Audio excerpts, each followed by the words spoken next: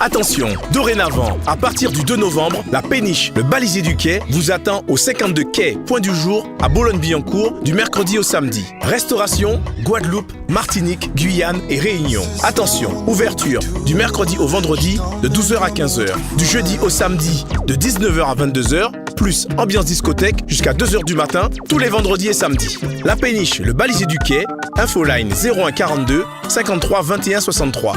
01 42 53 21 63. Martinique Actualité. Voici quelques-uns des sujets que nous allons aborder ce soir. Le président du Conseil régional de la Martinique a donné une conférence de presse à l'occasion de la conférence des présidents des régions ultra-périphériques. COP27, l'Égypte et le défi du réchauffement climatique. Sondage, faut-il un nouveau type d'habitat pour la Martinique? Vos réponses dans un instant. Et en fin de journal, le savoir et réfléchir de Roland Laouché. Les religions révélées responsables du racisme. Voilà pour les titres.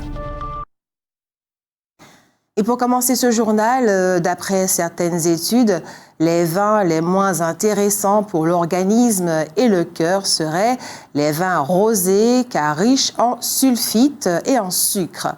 Viennent ensuite les vins blancs qui n'ont pas d'intérêt particulier pour le corps et pour le cœur. À noter que le vin blanc liquoreux fait partie des vins les plus sucrés. Consommé en excès, le vin blanc peut contribuer à l'élévation de votre tension artérielle, comme tous les alcools.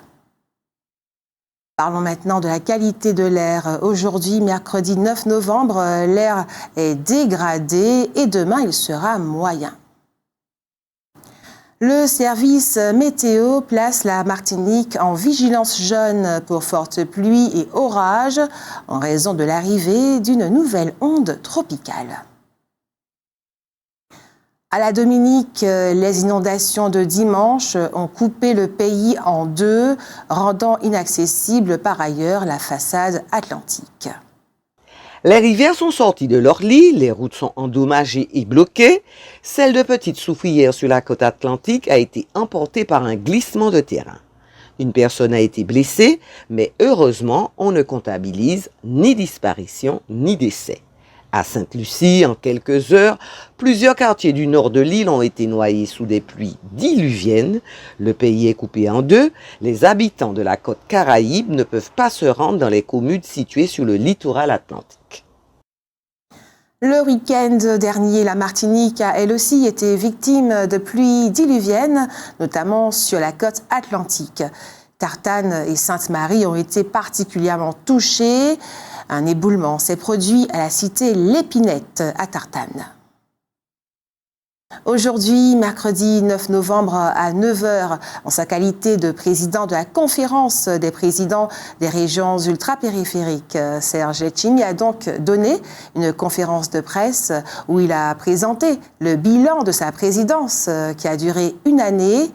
Le mardi 15 novembre, c'est au Parlement européen à Bruxelles qu'il donnera sa dernière conférence de presse en présence de Madame Elisa Ferreira, commissaire européenne, de Monsieur Ángel Víctor Torres Pérez, président du gouvernement des Canaries. La Maison de l'insertion et du développement solidaire du Lorrain a organisé aujourd'hui la première édition du dispositif « Où chercher, où trouver ?» une solution pour l'emploi. C'était de 8h à 13h à la Maison de la culture du Lorrain. Il s'agissait, bien entendu, de mettre en contact des recruteurs avec des demandeurs d'emploi. Montrer qu'il est devenu un acteur incontournable sur la scène internationale du climat, c'était manifestement l'ambition du résident de la République, Emmanuel Macron, lundi 7 novembre dernier à la COP27. En effet, à Sharm el-Sheikh, en Égypte, Emmanuel Macron était aux côtés de plus d'une centaine de chefs d'État et de gouvernement, et le président français n'était pas venu seul. Il était accompagné de la délégation française, composée de 4 ministres et secrétaires d'État. Ainsi, Emmanuel Macron a d'abord rencontré 11 jeunes Français et Africains engagés pour le climat. Lors de cette réunion, il a insisté sur la nécessité que les États-Unis et la Chine soient vraiment au rendez-vous en matière de réduction des émissions de gaz à effet de serre et de solidarité financière. Selon lui, l'Europe et la France sont exemplaires et le nouvel objectif européen remarquable avec une baisse programmée de 55% des émissions de gaz à effet de serre en 2030 au lieu des 40% prévus. Une mesure qui devrait conduire l'Europe et la France à diminuer de 4% par an leurs émissions annuelles au lieu de 2% lors des années précédentes. De son côté, Ursula von der Leyen, présidente de la Commission européenne, a lancé une nouvelle initiative pour maintenir l'objectif le plus ambitieux de l'accord de Paris, limiter le réchauffement à 1,5 degré à la fin du siècle. Par ailleurs, l'Europe s'engage à ce que les fonds mondiaux consacrés à l'adaptation soient doublés d'ici à 2025 pour les porter à 40 milliards de dollars contre 20 milliards en 2019. Dans ce contexte, la France et l'Europe remplissent leurs engagements. Cependant, selon Antonio Guterres, le secrétaire général de l'ONU, les besoins sont estimés à 300 milliards de dollars par an d'ici à 2030. Antonio Guterres souhaite ainsi que les financements soient rééquilibrés entre l'atténuation, c'est-à-dire les techniques pour diminuer les émissions de gaz à effet de serre, comme le déploiement d'énergies renouvelables, et l'adaptation au changement climatique, autrement dit les méthodes pour lutter contre ces effets, comme la reforestation ou la création de digues par exemple. Emmanuel Macron a donné des pistes pour mobiliser davantage d'argent en faveur des pays africains notamment.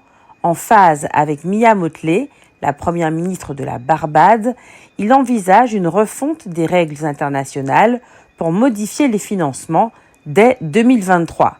Cela pourrait conduire les pays à suspendre le remboursement de leurs dettes quand ils subissent une catastrophe, selon le président français qui veut restaurer une forme de justice climatique. Mais la position du chef de l'État a été vivement critiquée par des ONG françaises. Elles assurent qu'il ne répond pas à l'urgence climatique actuelle. Emmanuel Macron a aussi évoqué son intention de créer avec plusieurs pays des contrats politiques et financiers pour valoriser les réserves vitales de carbone et de biodiversité, comme les vieilles forêts ou encore les mangroves. Ces zones ont un double avantage. Elles favorisent à la fois la biodiversité et la capture de carbone. La France et le Gabon doivent ainsi co-organiser un sommet sur la forêt à Libreville. La Colombie, les Philippines, les États-Unis ou le Rwanda sont concernés. Enfin, le chef de l'État a annoncé le développement de nouveaux contrats pour aider les pays à développer des énergies renouvelables et à sortir du charbon. Emmanuel Macron a précisé un investissement de la France d'1 milliard d'euros dans le cadre d'un partenariat pour une transition juste sur le long terme de l'Afrique du Sud, annoncé l'an dernier à Glasgow. Ce projet de 8 milliards 500 millions, initié par l'Allemagne, doit aider l'Afrique du Sud à sortir du charbon donc et à adopter des énergies renouvelables ainsi que le nucléaire. Le président français souhaite des projets équivalents pour l'Inde, le Sénégal et l'Indonésie.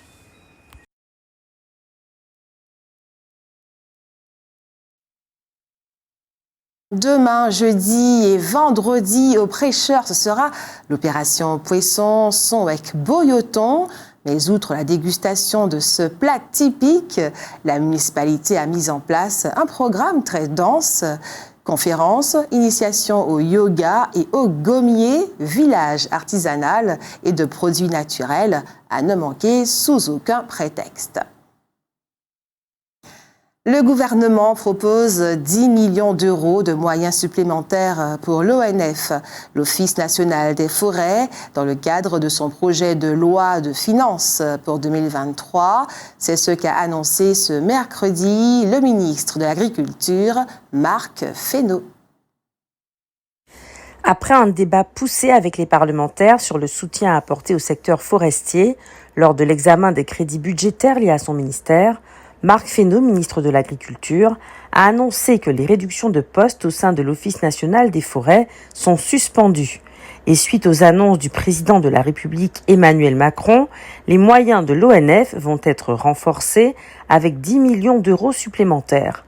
Rappelons que les effectifs de l'organisme ont été réduits de manière drastique ces 20 dernières années, passant de 12 800 personnes en 2000 à près de 8 000 actuellement, chargées de gérer les 11 millions d'hectares des forêts publiques françaises. Le projet de budget du gouvernement prévoit ainsi une augmentation des crédits pour l'agriculture, atteignant un total de près de 6 milliards d'euros, soit 1 milliard de plus par rapport à l'année précédente.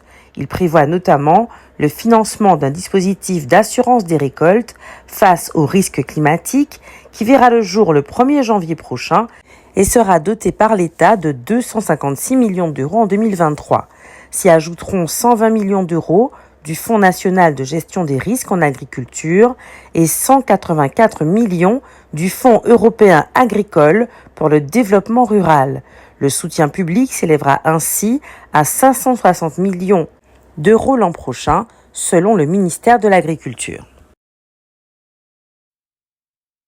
Le procès de Cédric Chaillot pour le meurtre de Daniel Duville le 26 juillet 2019 devant la discothèque Le Maximus au Lamentin a continué hier. L'accusé a affirmé qu'il n'a pas voulu tuer Daniel Duville, que d'ailleurs il ne connaissait pas, selon lui. Rappelons que ce crime a été commis au cours d'une bagarre provoquée à l'origine par deux femmes qui se trouvaient dans la boîte de nuit et qui a continué à l'extérieur où leurs hommes s'en sont mêlés. Cédric Chaillot est arrivé par la suite sur une moto conduite par Dany Claude L. Soumis depuis le début de la saison cyclonique à des périodes de fortes pluies, le réseau routier de Martinique souffre. Inondations, chutes d'arbres, éboulements et une coulée de boue au Robert, à Trinité et à Sainte-Marie. À la demande d'Antonio Guterres, secrétaire général des Nations Unies et de l'Organisation météorologique mondiale, 50 pays, dont la France, ont approuvé hier à la COP27 la création d'un système d'alerte précoce des catastrophes climatiques. Les 8 milliards de terriens devraient avoir accès dans 5 ans à ce dispositif pour anticiper la survenue de catastrophes climatiques. Ce système, d'un coût de 3 milliards 100 millions de dollars, aura 4 fonctions: la connaissance des risques de catastrophes, les observations et les prévisions, la préparation et la réaction, et enfin la communication et l'anticipation des réponses au niveau national. On apprend que le 7 novembre, le BKB, la boutique de hamburgers du Saint-Esprit, a été braqué vers 21h au moment de la fermeture. L'employé, une femme, a remis aux malfrats un butin dont le montant n'a pas été révélé. La précarité résidentielle a de multiples conséquences sur la santé mentale des enfants. Selon les données de l'UNICEF France et de la Fédération des acteurs de la solidarité, fin août 2022, en France, 42 000 enfants vivaient dans des hébergements d'urgence, des abris de fortune ou dans la rue. Or, l'enfance constitue une période essentielle du développement avec des conséquences psychologiques, émotionnelles, sociales, cognitives et comportementales. Le logement est un facteur environnemental central pour l'enfant car il structure ses expériences et influe sur le milieu familial, scolaire et amical dans lequel il évolue. Des conditions de vie dégradées, nuisances, insalubrité, exiguïté, insécurité, manque de commodité peuvent engendrer un état de mal-être perturbant les relations aux autres, l'estime de soi, le sommeil, l'alimentation, le niveau de stress, les résultats scolaires, l'implication et la motivation dans les activités quotidiennes. Pour certains enfants, cela peut déboucher sur des troubles de comportement, de l'anxiété, de l'humeur ou encore des dépressions. Plus tard, la vie adulte peut en être affectée. Or, ces problèmes de santé sont difficilement pris en charge par manque de médecins compétents à exercer la pédopsychiatrie. En 2022, ils ne sont plus que 2039, un tiers de moins qu'en 2010. Il faudrait donc garantir l'accueil inconditionnel des familles sans domicile dans des structures adaptées aux besoins spécifiques de l'enfant. La prévention et la détection des problèmes de santé mentale de tous les enfants, avec une attention spécifique à la situation des enfants sans domicile, doit être renforcée. Il faut notamment aller vers les familles sans domicile via des équipes mobiles. Enfin, il est nécessaire de renforcer l'offre de soins en santé mentale par la revalorisation des métiers du soin dans ce domaine et l'augmentation des capacités d'accueil des établissements. Outremernews.fr, le site de l'actualité Outre-mer, 24 heures sur 24 et 7 jours sur 7. Retrouvez la chaîne Outremer News sur YouTube.